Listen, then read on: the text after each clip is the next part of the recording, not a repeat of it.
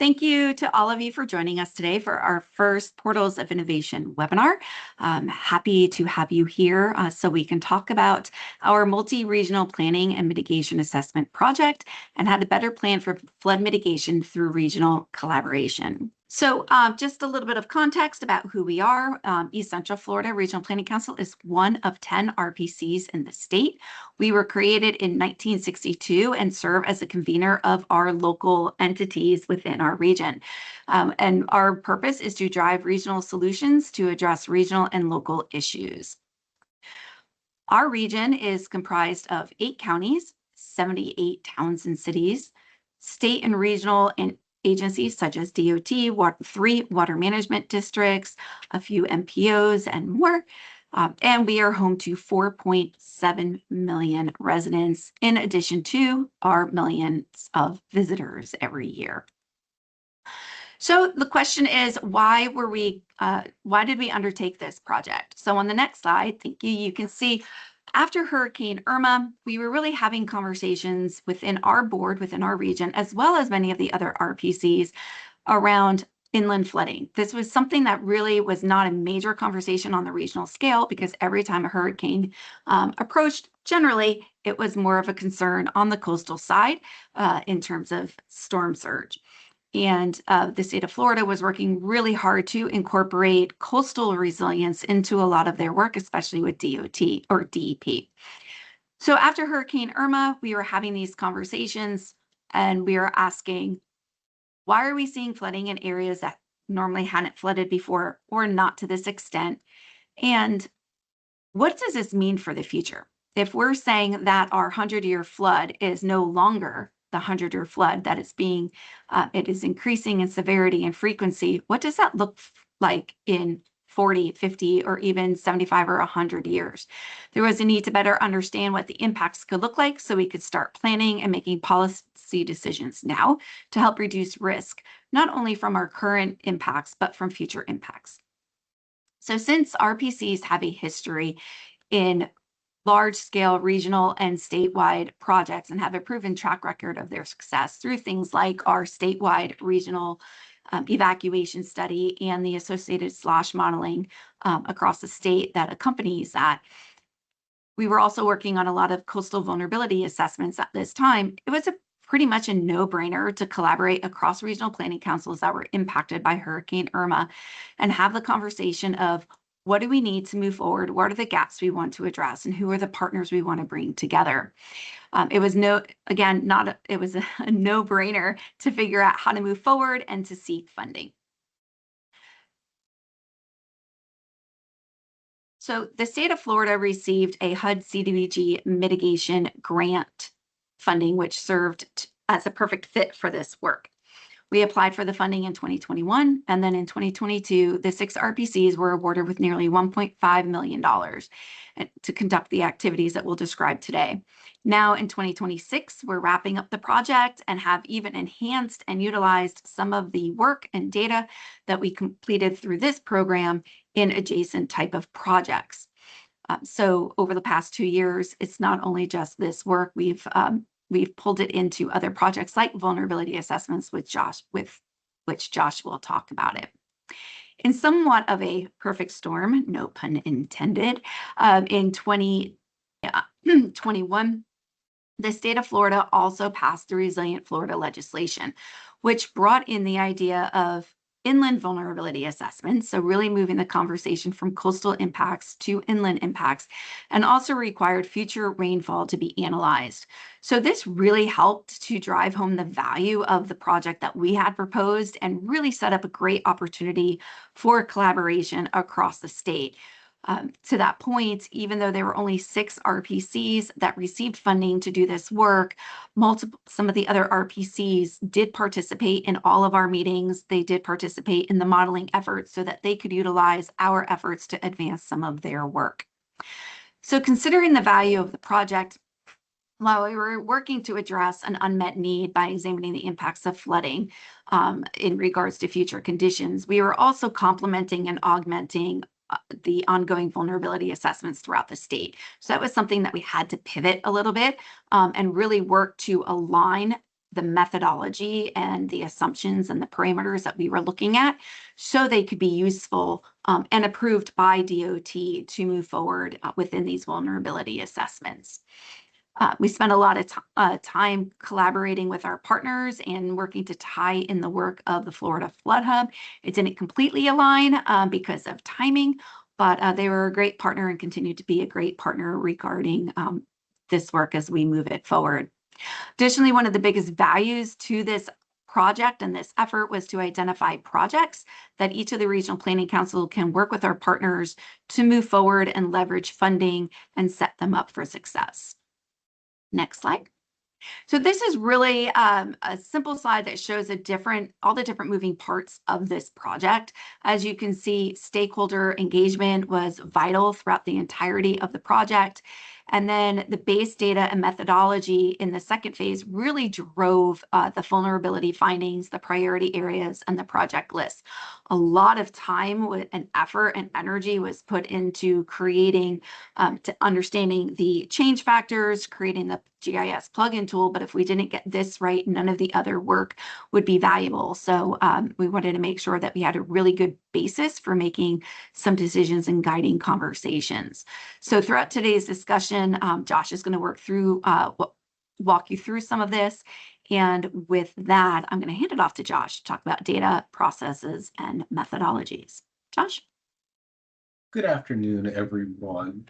And for some of those who have been with us along this whole project, some of this initial information might be a bit of a review, but for those who are new to this project in our webinar series, we really had to start from scratch to fill this gap the state had at the time. So at the time, at the beginning of this project, Flood Hub was in its early inceptions, and there was not a unified statewide rainfall change factor yet. So during that time, we formed a technical stakeholder advisory committee with members of other RPCs, the Department of Environmental Protection, different water management districts, Flood Hub, UF, and USF.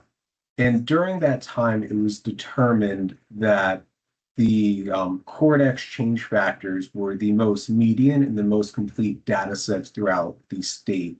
And these change factors were derived through the Florida Building Code project led by Dr. Obi Sakura.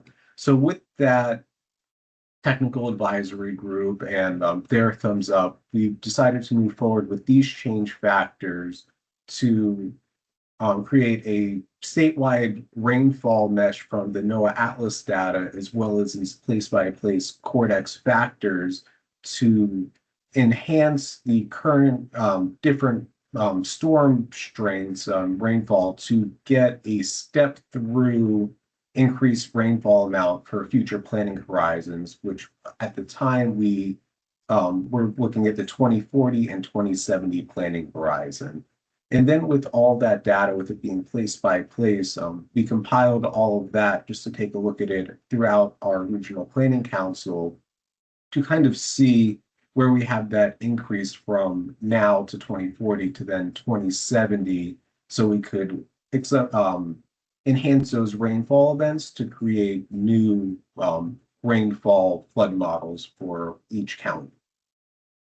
So at the beginning of the project, we worked with one of our project partners to create the Inundate GIS plugin tool. And what this tool did is it utilized different base data sets, the change factors, a statewide rainfall mesh, to then produce a surface flow model and a ponding data set based off what could happen in these increased rainfall events. In this tool, it is a planning tool only. It is not an H&H model. However, it does a really good job of showing where flooding can occur in different areas. And it is also a really good screening tool to hone in on those areas that might flood. And then you could point your resources to do those increased studies or H&H models to really figure out what is driving flooding in those areas. And as Tara mentioned before, our work has continued throughout this project, continuing on this one, but moving other things forward. And going to the next slide, The original Inundate tool was developed in ArcMap, but as some of you may know, ArcMap has been phased out now at this time.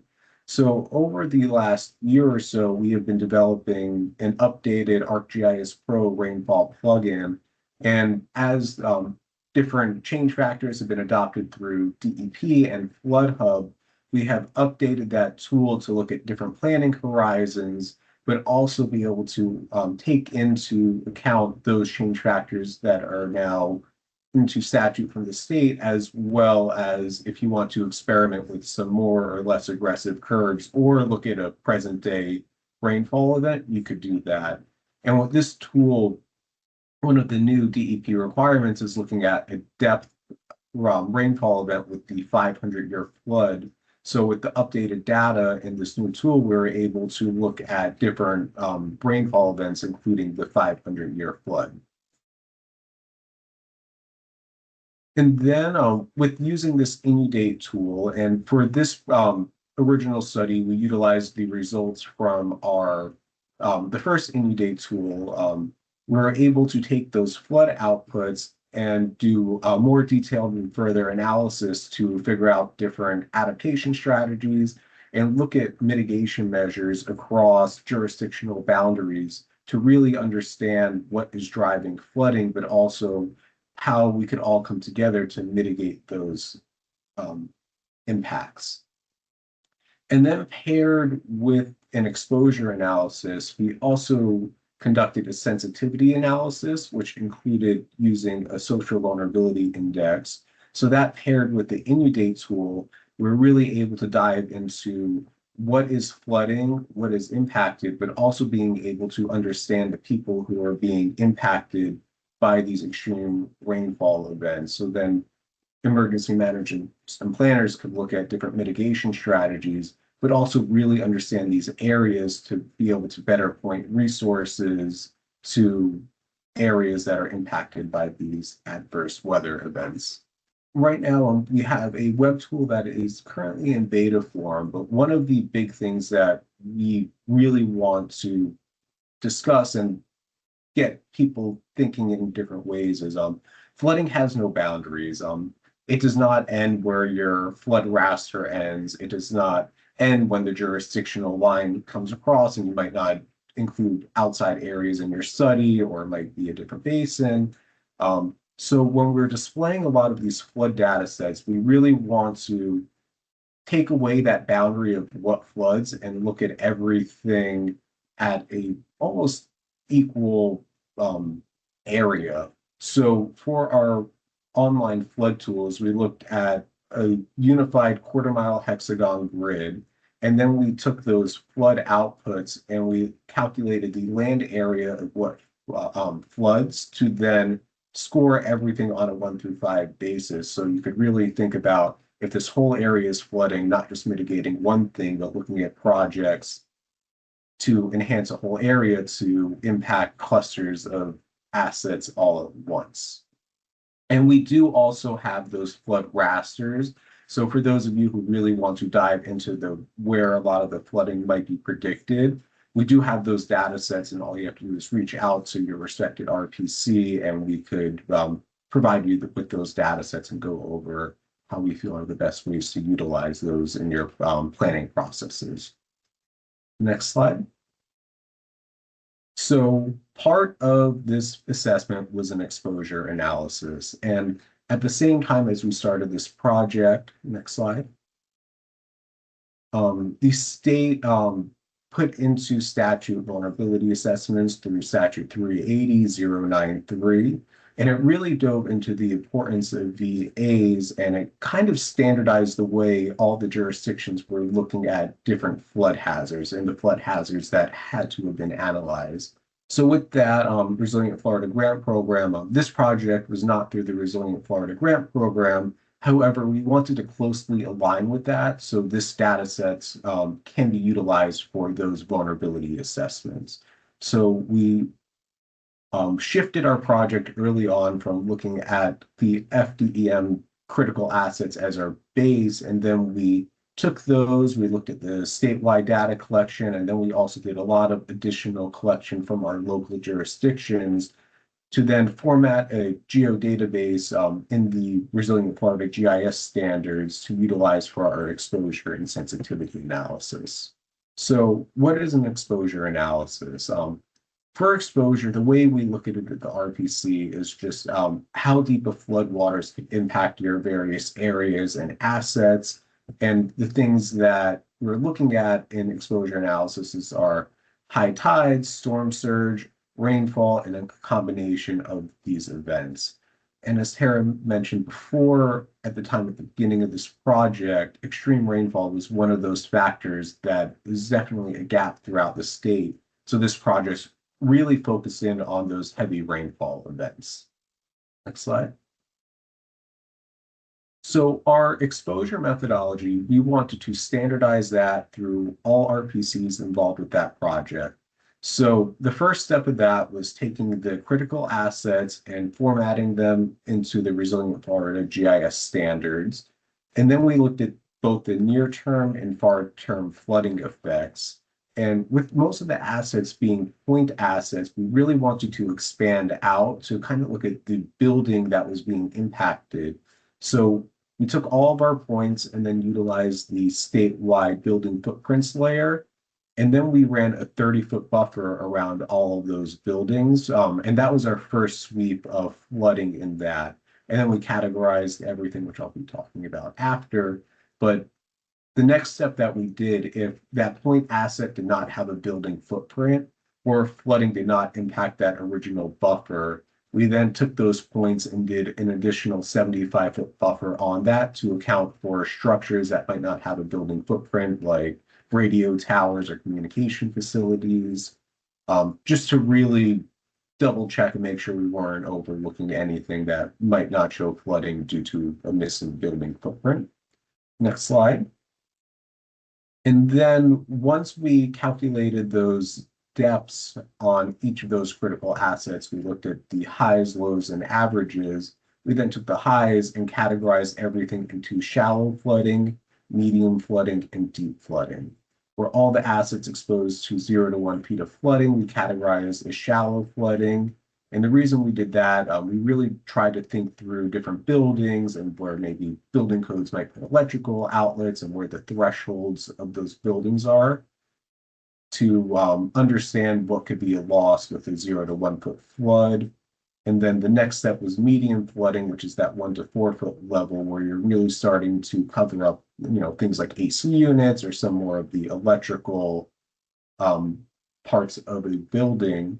And then our deep flooding, which was 4 and above, which a lot of that you really start having to think about maybe total loss or really needing to raise an asset to protect it from flooding.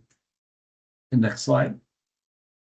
And then just to ensure that all the RPCs were looking at everything the exact same way, we created GIS models to take in all of this data and look at our flood outputs and then standardize the results throughout all 6 to 10 RPCs involved in this project. Next slide. And then on our web tool, we then generalize a lot of our categories of these exposed critical assets, and we only displayed the stuff that is exposed to flooding. And then next slide.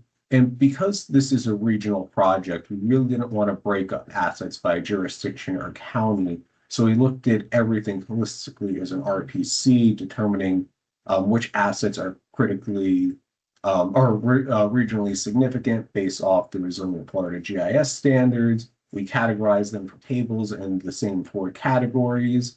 And then we counted all of the assets exposed to near-term and far-term flooding and what category that they are in. And then with that, one of our project partners, Adrian with High Tide, was able to take in all of our flood data and our critical asset data and really enhance some of those visualizations so you could really start understanding how flooding is impacting your critical assets. Go to the next slide. It just shows a zoomed in video of those flood visualizations. Okay, next slide. So the second part of this analysis was a sensitivity analysis. Next slide. So a sensitivity analysis really enhances that exposure analysis where you really start looking at other factors that impact to flooding, but also the ability to bounce forward after a disaster event. So the way we wanted to do that, still utilizing that same quarter mile hex grid, we wanted to assign risk level based off the area of land flooded to then understand what assets are either exposed and sensitive based off where they are located, or if maybe an asset isn't directly exposed to flooding, however, it might be sensitive due to the area where it lays. And we also looked at different factors in our sensitivity analysis, like social vulnerability, the natural features of that hexagon that may increase flooding if an adverse weather event was to occur, and the population densities of all these areas to really understand what the asset is, who it is serving, or you could really flip it around and look at there is not that many people here. These assets are really important to this small population because without them, they don't have their lifelines. And then we also know that these disaster events really impact people with higher social vulnerabilities more than areas and people who do not. So looking at that, social vulnerability or SOVI was very important with all of our analyses. And SOVI indicators include some factors. It's not limited to this. We used a total of 33 social vulnerability factors and put them all together to come up with a 1 through 5 score for that. But it looks at the percent female of population. It looks at the amount of renters versus homeowners. It looks at poverty levels. It looks at median housing value. It looks at unemployment data. And then in our RPC, we wanted to look at the percentage of the population with a disability, the amount of subsidized housing, and then we also looked at areas with lack of broadband access. So then the equation that we utilize for sensitivity is current day flooding, which was from our exposure analysis. We looked at SOVI, we looked at the regional drivers of vulnerability, we then looked at population densities, looked at those natural attributes, and then we looked at the critical assets to come up with a sensitivity score for each quarter mile hex grid. So then each hexagon was scored at a 1 through 5 level at the regional scale. And we looked at every factor in a one-to-one way. So flooding wasn't the only thing to drive if an area was sensitive or not. Next slide. And the real important thing is, why does this matter? And when you are preparing for responding to or rebounding from a disaster, several approaches can help identify the most appropriate areas to utilize scarce resources for the highest effect. Our sensitivity analysis and the data within really helps to target high-risk communities for planning and mitigation efforts. And by focusing on the adaptive capacity of emergency management efforts, we can prioritize easily achievable actions that yield high benefits. With all of that, we are able to use all these data sets as screening tools to really understand our region, and we could show where these shocks and stressors may hit. We could really understand the people and population of that area. So that could all be utilized to help come up with those adaptation strategies. You could think of mitigation efforts. You could use it to support your grant applications, and you could have a large scale regional view to understand vulnerable populations, but you could also think through the different ways you could use your resources or combine resources to help get the greatest impact for all of your efforts. And all this data really takes away having to sift through all that data, so you could really focus on finding solutions. Next slide. And then once we did all this analysis, the next step was to create regional priority areas where we really wanted to dive into and understand the people, the social vulnerabilities, and the flooding in these areas. So then reach out to our stakeholders and try to figure out projects to help mitigate in these areas. And these regional priority areas were not created in a silo. We worked with many stakeholders on them. We then met with multiple stakeholders at once to kind of combine priority areas because we really wanted to hone in on that idea and sense of regionalism and flooding has no boundaries and really try to identify projects that could go either in one jurisdiction or multiple jurisdiction, but no matter where it was, the mitigation efforts could be spread widely throughout the different jurisdictions in the region. And we used all the quantitative data from our analysis, but we also used qualitative data by speaking with all of our regional stakeholders to really understand what's going on in some of these areas. The next slide. And then one of the areas that we just wanted to highlight here is our Southeast Volusia Regional Priority Area. And from our exposure analysis and then looking at our SOBI data sets and then diving in deeper to what is driving the social vulnerabilities in that area, you can really start understanding your community and trying to figure out what mitigation efforts can really impact these areas. And this is one of our priority areas that we are really trying to take to the next level. We're currently looking at for applying to some EDA disaster supplemental grants and create a Southeast Volusia strategic infrastructure plan. And a lot of that is based off of the findings from this study, and we're really able to take a lot of that information to help move projects that could really improve on a lot of these areas. And then I'm going to pass it back to Tara to go over our regional flood mitigation project list. Well, thanks, Josh. Josh made it look really, really easy, but that took everything that he went through, took about 2.5 years, and tremendous brain power from across the regional planning councils and our partners, like Josh had said, with the Flood Hub and the South Florida Water Management District and other partners like DEP and the academics. So without those partnerships, this work would not have been able to continue to move forward with the best brains at the table.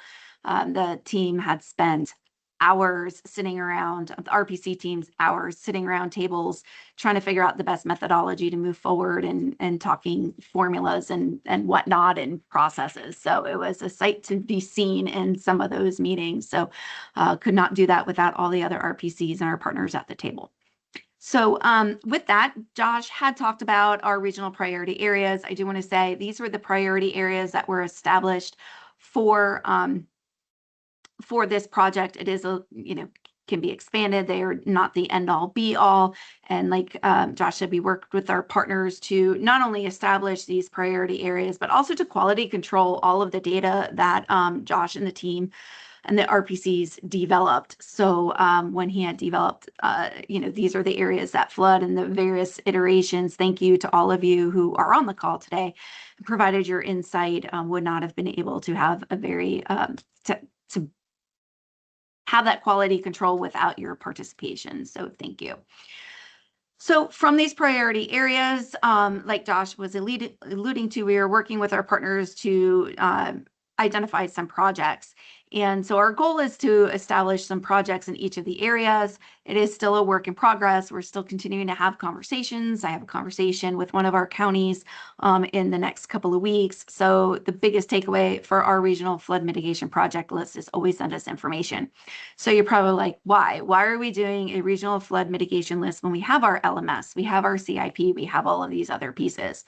Well, as regional planning councils, we've experienced that after hurricanes, our federal or big disasters, doesn't have to be hurricanes, but our federal partners always contact us and they're like, we have resources, we have money, we have technical assistance, we need projects that are ready to move forward. What's going on in your region? And a lot of times we're left scrambling at the most inopportune moments because you all are working on recovery. And it's very hard to get some of those conversations going. We bring people to the table, but it's now a few months later. So now we're talking long-term recovery, which is great. But we wanted to be more proactive with our communities and again, set you all up for success. What we also noticed at the Regional Planning Council, some of us do review various grant applications from some of the foundations, national foundations, and a lot of them are asking for projects to be regional in scale, meaning you have multiple partners, including multiple jurisdictions and various entities and organizations, but that your impacts are not just limited to one community, that they do have multi-community impacts. And the other piece is that these projects should be on a regional scale list. And some of the wording is not your LMS because that is a county level. So they're talking multiple counties, multiple jurisdictions. So again, to better set you all up for potential funding opportunities, we decided as the RPCs, we wanted to move this project list forward, and we will continue to work through this list and have it readily available when opportunities and unforeseen situations come up, or if something comes across our desks because of the positions that we're in and the various conversations that we're having.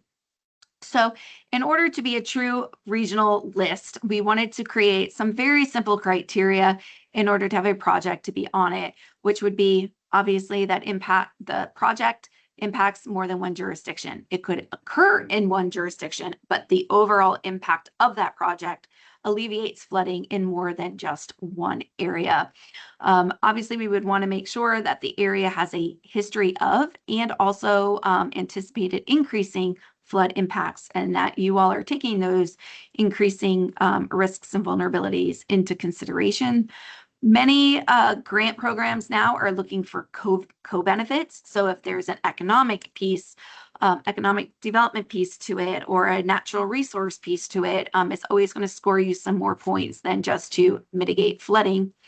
And then social vulnerability, really looking at some of our most vulnerable populations and context areas, and making sure that they are not forgotten. And we hope that some of the projects will impact positively these areas.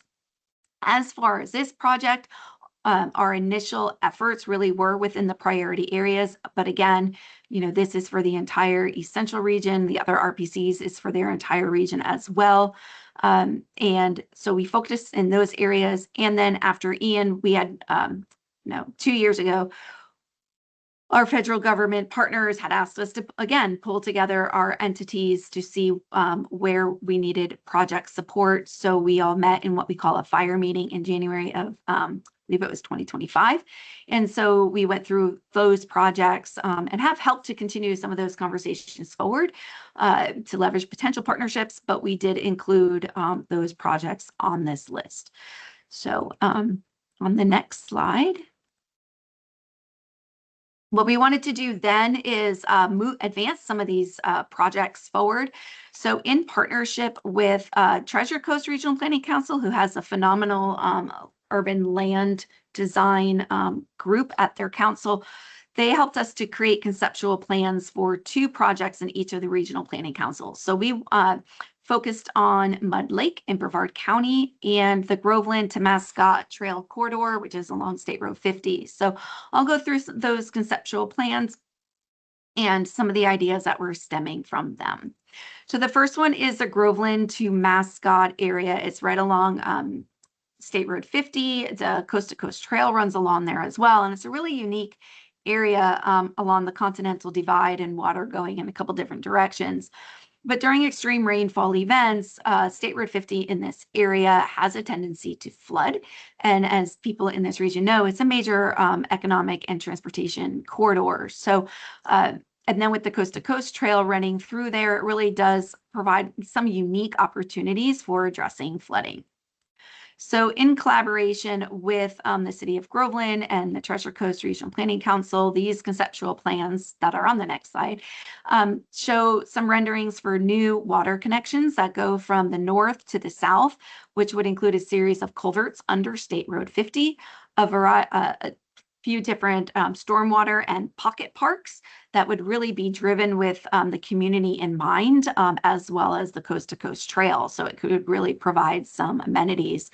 We identified that weirs and overflow gates may be needed to be part of the engineered solutions so that water doesn't free flow to the south at the detriment of habitats to the north of 50. We really wanted to just focus on when extreme flooding does occur, and then directing that flood water to the desired location so that it doesn't inundate the neighborhoods to the south along Mount Pleasant Drive and between Lake Linda and Lake David, which were some other areas of impact.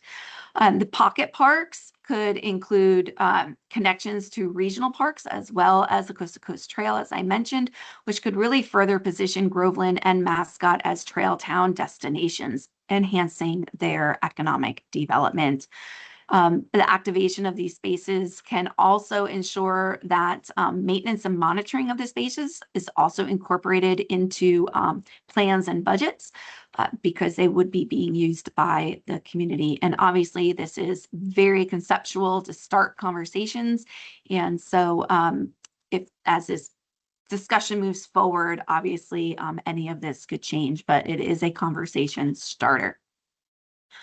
So when it comes to Mud Lake is located in Brevard County in what we would consider West Cocoa, but it is the city of Cocoa. So the county, the city of Cocoa, the Regional Planning Council, Stetson University, and the communities organizations within West Cocoa have really been having conversations around this area for a couple of years. We did receive funding from Sea Grant that started this conversation, at least on this larger scale. And so this was a great opportunity to really drive some of this conversation forward. So for context, Mud Lake does not function the way it once did. Its name pretty much tells its story at this point in time. And then, as you can see from the map on the right, the functionality, the decline in its functionality is really causing an impact on the communities to the south, which are many underserved communities, and they continue to experience some major flood impacts during regular storms as well as severe storms. The area already has tremendous conservation lands owned by the city and the county, so there's already some great opportunities and partnerships already being leveraged in that area. So as you can see on the images, just for a little bit more context, you can see Mud Lake was actually a lake in 1972, and then over time it began to fill. So you can see in 2024, yes, its functionality and capacity are basically not there. So what we want to do, the goal is to restore this lake to its original functionality and really also consider potential future conditions, enhance the amenities and the stormwater retentions throughout the area, and maybe even expand upon the existing conservation areas by adding some new ones. And then we obviously want to, because this is a gem within the area, create enhanced accessibilities for the surrounding communities. So this project idea continues to have conversations to this day. We have partnered with a nonprofit called Little Growers, and they received a NIFWIF grant to continue to explore conversations and partnerships within this area. And we continue to engage in conversations with DOT, the various entities, TPOs, Little Growers, and the communities. So we are really looking forward to see this move forward. So finding the applicable solutions for any flood mitigation project is not easy. You could utilize a variety of different levers. As we all know, you could end up being, it just needs to be a big, large scale project. Other times, maybe it's, I don't want to say as simple as, but it could be a policy change or a land use change to help reduce risk and mitigate some of that flooding. Partnerships obviously are going to be a main lever that we all want to be able to utilize as costs increase. The ability to get these projects accomplished through one funding partner is getting really, really difficult. And so looking at how to leverage private-public partnerships, various grant opportunities, and again, land use decisions and developer conversations is always going to be something to look at.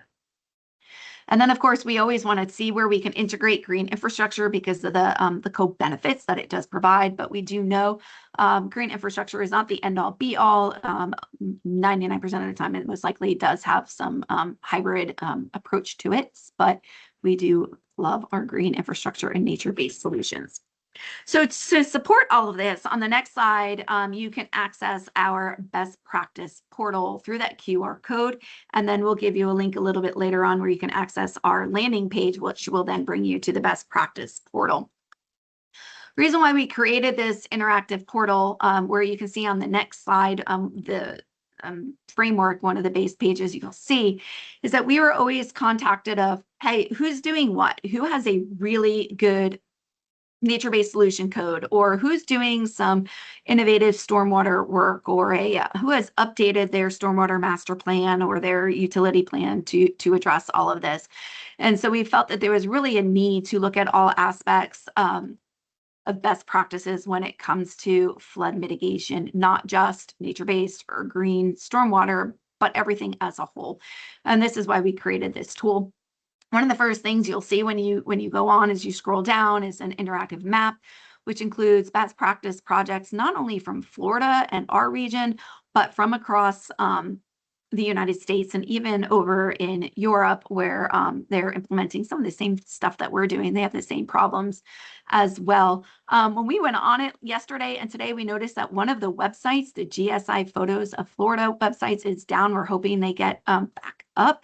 But if they continue to be down over the coming days, we may do a workaround. But that website will take you to some more information regarding some of the projects. So when you click on it, like this one in Claremont, it'll give you some information, and then we'll provide a link to more information for that project. So if there are issues moving that in the future of that getting rectified, we'll work through that. We also, like I said, highlighted some best practice projects from across the globe. So I just want to highlight some here to show, like, you could be in an urban area and create a really cool, innovative project like this one in Atlanta that really brings value to your community while also mitigating your flood issues as well as improving water quality. So this project was in an urban area, and where they pulled together 16 acres of empty lots in order to create this multi-use park and really help to further revitalization of the area. So by alleviating some of the environmental constraints, it really did drive some economic development here. Total asset that everyone can use in the dry season, but then functioning to reduce flooding during the wet season. On the next slide is one out of Tampa Bay, and it's a very simple, low impact development streetscape. On the next slide, Ken. Thank you. Which is really just roadside bioretention cell that accepts the stormwater, helps to clean it, slow it down before it goes into the infrastructure.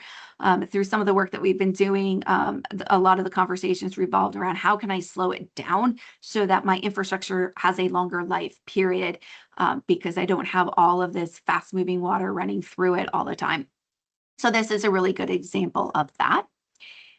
On the next slide, it's just a bigger example of utilizing some of that above ground nature-based solutions and really creating sense of place within a community where people can gather, and then integrating, capturing the water, slowing it down, filtering the water to help alleviate some of the pressure on your underground system. So this was a new system that they put within this area in Los Angeles County to help reduce runoff pollutants and downstream impacts.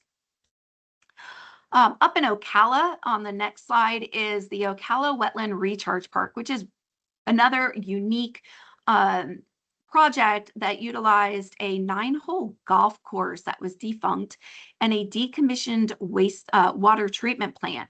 And so essentially, they collect the stormwater and reclaimed water and work it through that water treatment plant to filter out debris and get it, as clean as they can through there, and then move that water into the recharge park and to further then filter and reduce nitrates and phosphorus.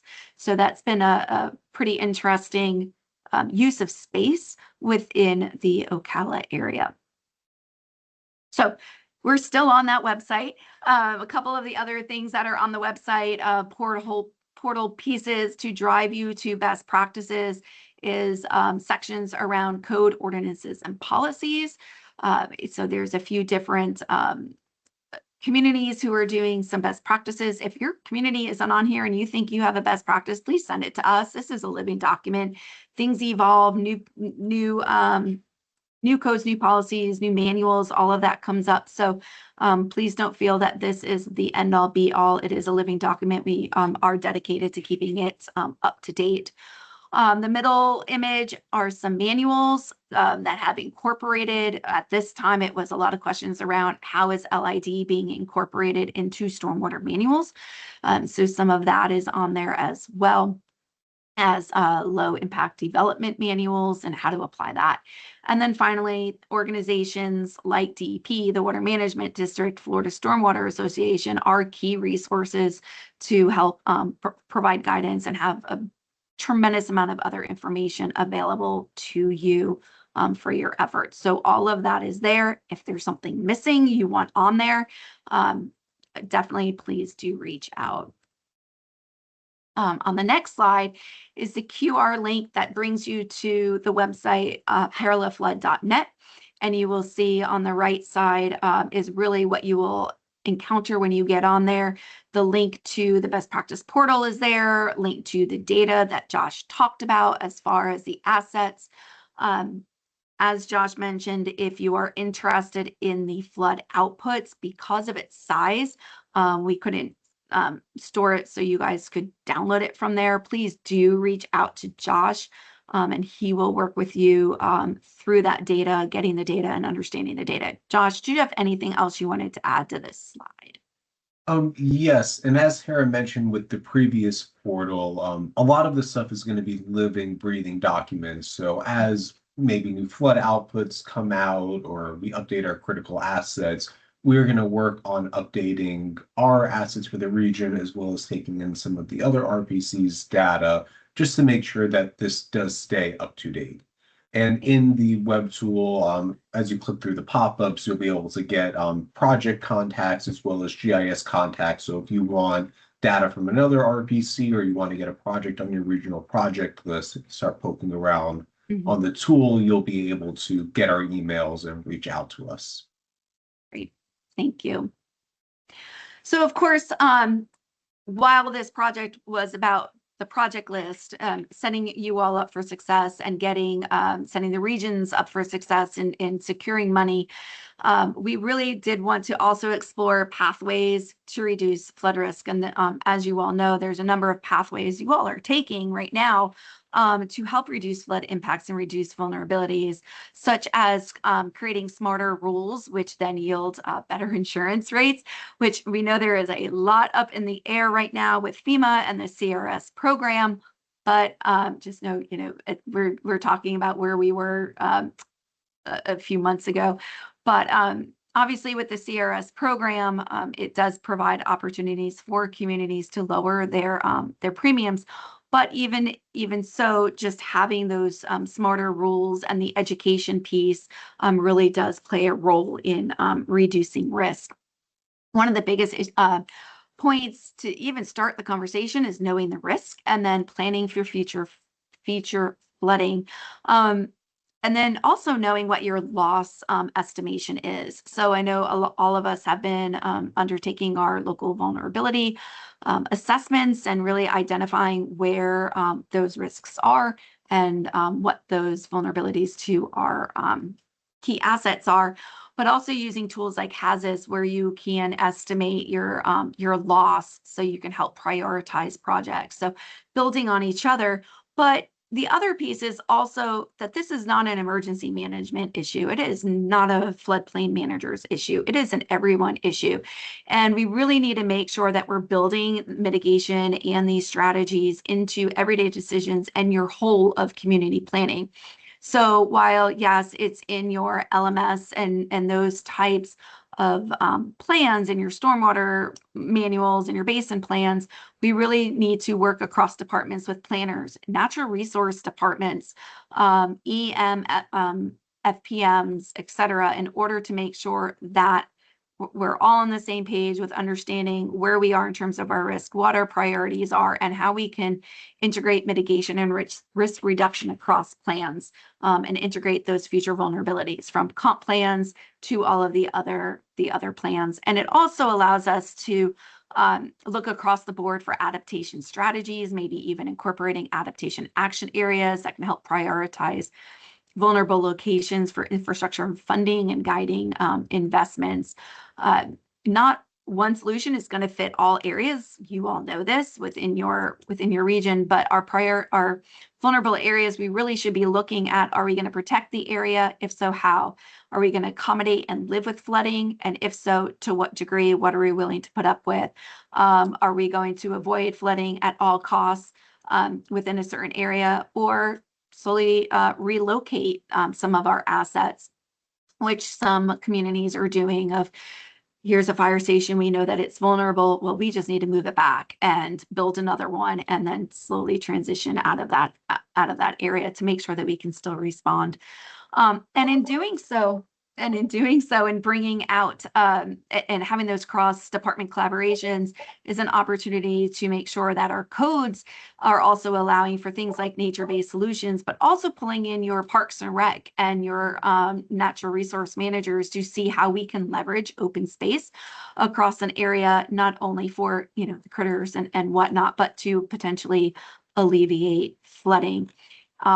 And then to that point, the scale of state stewardship and partnership, working with the Water Management District, DEP, DOT, and having conversations of, you need this, we need this, can we collaborate together to see if we can find a way to make it work? And so we're not spending the same amount of money trying to address the same problem in different ways, and how you can utilize some of their resources and opportunities. So on the next slide, we address some of the high impact opportunities. Again, I highlight the CRS program, which, hopefully lessons learned from that. We'll see how that all moves forward in the coming months or years. But we want to make sure that we're utilizing what we can, where we can. Resilient Florida, overseen by the FDEP, has really taken the lead and helping to provide a statewide framework and grant opportunities for not only vulnerability assessments, but planning grants and implementation grants for projects. So that if you want to do a mitigation effort or project and you're trying to improve things, they are providing funding for that, and is really helping to move the conversation forward and supporting on the ground projects and data development. Post-disaster redevelopment plans never get the kudos I think they deserve. Way back when, they were required at one point in time, and a couple of our counties did do that, Orange and Brevard. But I know they've kind of, gone by the wayside in some areas. Other ones live and breathe by it. But they really are an opportunity to preset recovery processes.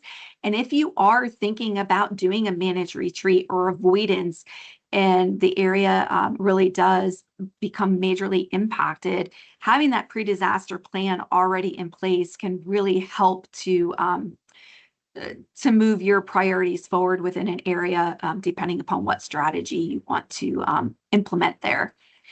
And then there's a variety of different grant programs out there. I know the go-to a lot of times are FEMA, flood, FDEM, but there are tremendous other unique opportunities like NIFWIF or the National Science Foundation or Sea Grant. I know the city of Cape Canaveral, we partnered with them and Stetson, and they received a National Science Foundation grant to create an amazing stormwater park, little rain garden park, really science-based within their city. And so, that was a really unique opportunity. Lots of partners, but they were able to design it, get buy-in, and build it all within this foundational grant. And then understanding how different grants can be used together, different funding partners and local partners in order to help one project move forward. Slide. So when we are looking at some of the gaps and needs that we experienced and had conversations with a lot of you in regards to planning for and mitigating current and future flood impacts, like consistent data and methodologies, timelines of data updates, right? Like when was your last floodplain map updated, and getting the best available LiDAR data. All of these really do play into how we can make really informed decisions. And then having some of our agency work together as a region with 3 water management districts, and some of you have 2 within your county. It's really important for to have these regional conversations for timing and priorities to help you all make better decisions and coordinate your responses and projects. So one of the concepts also moving forward, not a new concept, but the way they're approaching it is designing a whole system solution. So I know with a lot of the disaster money, we've been doing, a lot of our partners have been doing watershed or basin scale planning and projects. And I do want to, just highlight Volusia County for a systems whole approach. They're doing it across the county and pulling in municipal efforts as a whole through their Transform 386 project or program. And so they're looking through their basins and their watersheds and coming up with projects as a whole county. And that really does help drive a new design to planning solutions. But watershed or basin scale planning doesn't always just have to do with water. Also, like some of the ideas planners in some conversations I've had is, we always look at things parcel by parcel or like this smaller community scale. But if we're looking at how water flows across a basin, should we not also be looking at land development across a basin or a watershed too, and have more cohesive decision making between counties and cities within that watershed? Just an idea throwing out there. We mentioned the improved data inputs, and then also investing in tools, right? So we're talking about, LiDAR, faster run times for scenario testing, for compound flooding, so that we can really make more real-time decision support for those responders and others in the flood mitigation world. We know that compound flooding is also a big gap that a lot of us are trying to see where that's heading and get that information. And then, of course, removing barriers that enable all of us to collaborate better in order to give you all, in order for everybody to make better everyday decisions, and standardizing assumptions and even funding mechanisms. So with that, I'm supposed to talk about our post-event survey. So we're going to do questions and answers. If you have any, please put them in the Q&A box. And but please do take our post-event survey, because we are always looking for ways to improve and get your feedback and see what other conversations our region wants to undertake. And then our next webinar is Innovation Clusters from our Economic Development team on June 11th. So with that, I want to thank every one of you for being part of this 4-year-long process. Thank you so much for sticking it out. And all of you who have heard about this for the first time, welcome. Open to any questions that you may have. Josh and I are here. So Ken, any questions? We do have a few questions here. I am checking. I know we had a couple emailed in ahead of time. So let me pull those up and then be able to share some of the other ones here.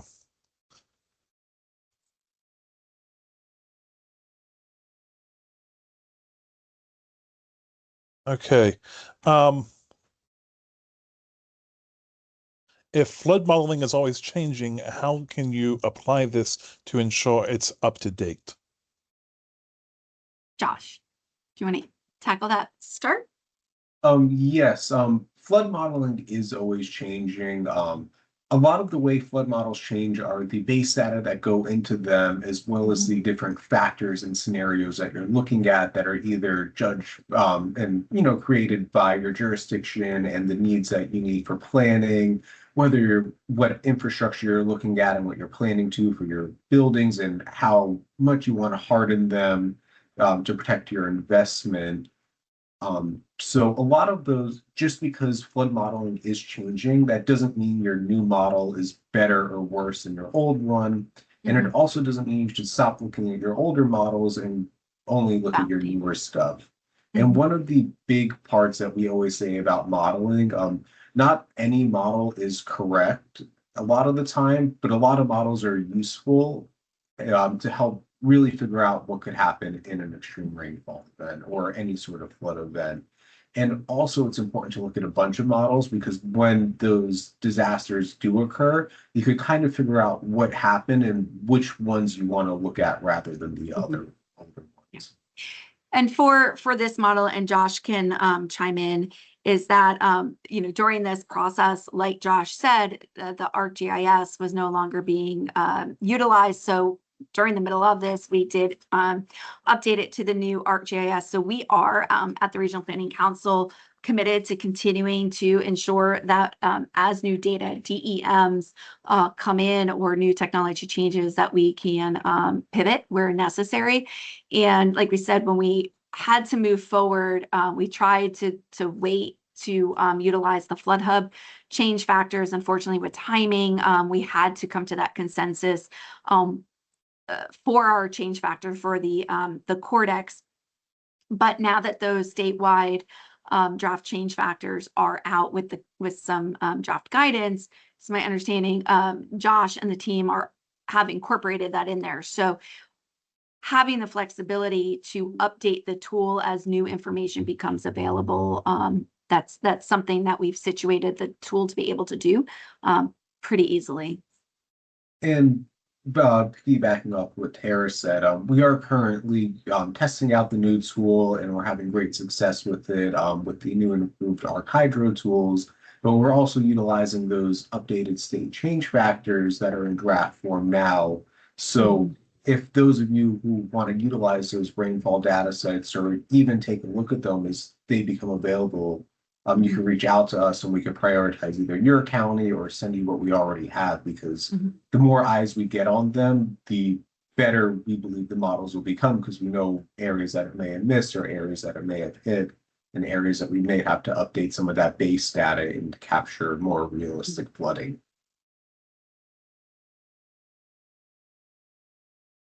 Okay, great. The other question we had ahead of time is from James. I know Tara knows James.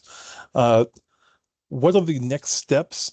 And I know you touched on this some already, Tara. How can this improve our opportunities for grants?